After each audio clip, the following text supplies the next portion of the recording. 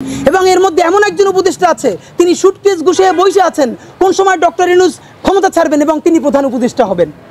এবং বিএনপি যেদিন ক্যাবিনেট যাবে সরকার গঠন করবে সেইখানে তিনি আবার গুরুত্বপূর্ণ একটা মন্ত্রী হবেন। কি কথা বলে দেখেন, বলে প্রস্রাব করলে ভেসে যাবে। এটা আওয়ামী লীগ তো বললে আমরা জিভে ছেড়ে ফেলতাম, এখন তো আওয়ামী লীগের চেয়ে উনি কি কথা বললো। এবার আপনাদেরকে অত্যন্ত গুরুত্বপূর্ণ যেগুলো বলা খুব মুশকিল, রাজনৈতিক দলের কয়েকটি দায় আমাদেরকে বলতে হবে। তার আগে বলি, কোনো কারণে যদি জুলাই হেরে যায়, বাংলাদেশ যদি আবার দিল্লির ষড়যন্ত্রে পা দিয়ে তার স্বাধীনতা সার্বভৌমত্ব ব্যাহত হয়, এর প্রধান দায় বাংলাদেশের দুটো। প্রথমত বাংলাদেশের রাজনৈতিক দলগুলোর, অবশ্যই রাজনৈতিক দলগুলোর সেই দায় নিতে হবে। তাদের ঐক্য, এই ঐক্যের ভাঙনের কারণে, তাদের দূরদর্শিতার অভাবের কারণে আমাদের জুলাই হারিয়ে যাবে। দ্বিতীয়ত বাংলাদেশের সামরিক বাহিনী, স্পেশালি সেনাবাহিনী। এবং আপনারা ১-১১ করে বাংলাদেশের যেই ক্ষতি করেছেন, আপনারা যদি আর একটা ১-১১-র দিকে যান তাহলে এর দায় কিন্তু চিরদিন আপনাদেরকে বই বেড়াতে হবে। আমরা বলে দিলাম, আপনাদেরকে বলে দেয়, আজকে রাজনৈতিক দল হিসেবে বিএনপির কথা আমরা সবচেয়ে বেশি বলবো। বিএনপির এত কিসের দায়? বিএনপির দায় কয়েক কারণে। নাম্বার 1, ফ্যাসিবাদ বিরোধী আন্দোলনের সর্ববৃহৎ রাজনৈতিক দল বিএনপি। এই বিএনপির প্রতিষ্ঠাতা জিয়াউর রহমান দিল্লির বিরুদ্ধে যাবার কারণেই তাকে শহীদ হতে হয়েছে। এই বিএনপির প্রাণভ্রমরা বেগম খালেদা জিয়া মনমোহন সিংয়ের সাথে বিএনপির ডাকা হরতালের মধ্যে মনমোহন সিংকে যখন ঢাকা এসেছিল নেগোশিয়েট করার জন্য, বেগম জিয়াকে বললো আপনি সোনারগাঁয়ে আসেন, তিনি বলেছেন আমি হরতাল ডেকেছি, হরতালের মধ্যে আমি গাড়ি বের করতে পারবো না। এটা দিল্লি থ্রেট হিসেবে নিল। বিএনপির বন্ধুরা আপনাদের মনে নাই, মনে করিয়ে দেই, বেগম জিয়া হরতাল ডেকেছেন, সেই সময় মনমোহন সিং এসেছে এবং বেগম খালেদা জিয়া বলেছেন হরতালের মধ্যে আমি গাড়ি বের করবো না।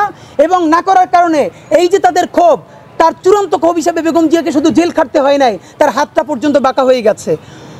জিয়ার বিএনপি, খালেদা জিয়ার বিএনপি, এই বিএনপির প্রতি বাংলাদেশের স্বাধীনতা সার্বভৌমত্বের দায়ও বেশি, সুতরাং তাদের প্রতি আমাদের কথাও বেশি।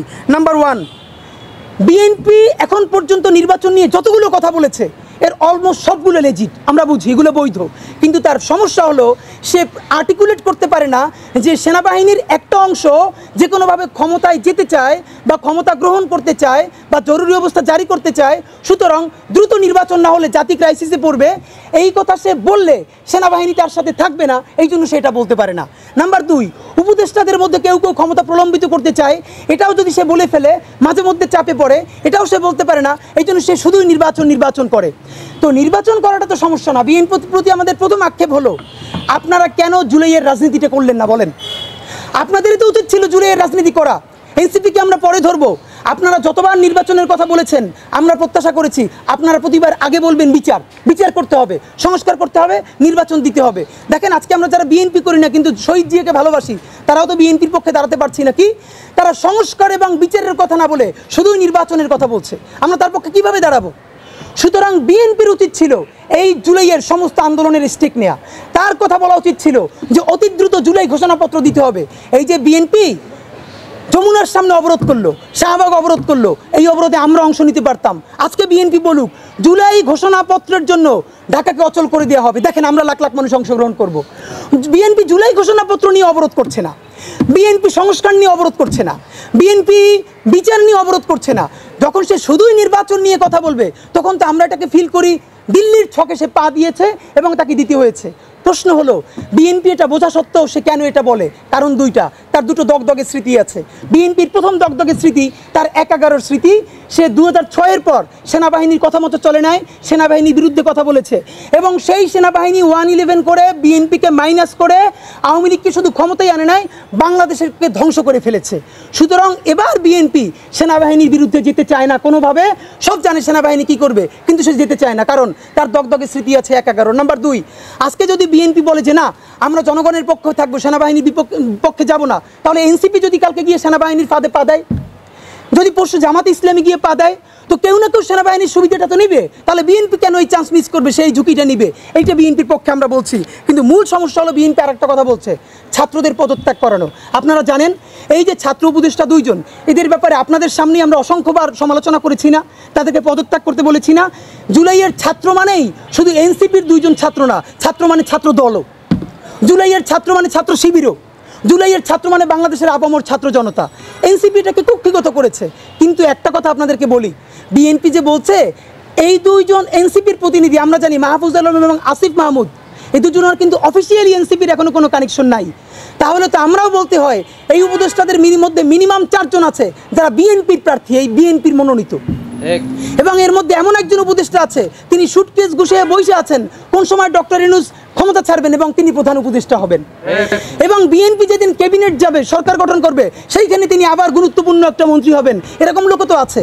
তা আপনারা যদি তাদেরকে এনসিপির মন্ত্রী বলেন, তাহলে বিএনপির মন্ত্রীও তো আছে 5 জন, তাদেরকে পদত্যাগ করাবে কি আমাকে বলেন। নাম্বার 2, এই যে ছাত্র উপদেষ্টাদেরকে পদত্যাগ করাতে চান, ছাত্র উপদেষ্টারা পদত্যাগ করলে এই সরকারের আর 1 সেকেন্ডও কোনো বৈধতা নাই। এই সরকারের একমাত্র বৈধতা তাদের সাথে ছাত্ররা আছে। যদিও এই ছাত্ররা সকল ছাত্র না, প্রাইভেট বিশ্ববিদ্যালয় নাই, নারী নাই, অপরাপর দল নাই, এরপরও তারা যেহেতু ছাত্র নাম নিয়ে গেছে, আমাদের প্রস্তাবনা হলো সেখানে ছাত্রদের শরিকানা বাড়ান। প্রয়োজনে ছাত্রদল থেকে একজন নেন, ছাত্র শিবির থেকে একজন নেন, প্রাইভেট বিশ্ববিদ্যালয় থেকে একজন নেন, নারী ছাত্রীদের মধ্য থেকে একজন নেন। আপনি ছাত্র বাড়ান, কিন্তু আপনি ছাত্রদেরকে পদত্যাগ করতে বলেন কেন? তাহলে এই সরকারের বৈধতা কি? তো বিএনপির ক্ষেত্রে এবং সর্বশেষ আমাদের যেটা, তিনি সরকার স্পষ্ট দেখতে পাচ্ছি মনে হচ্ছে বিএনপি যেন এখন সেনাবাহিনীর মুখপাত্র। মানে সেনাবাহিনী যেটা অফিসিয়ালি বলতে পারে না সেইটা এখন বিএনপি বলছে।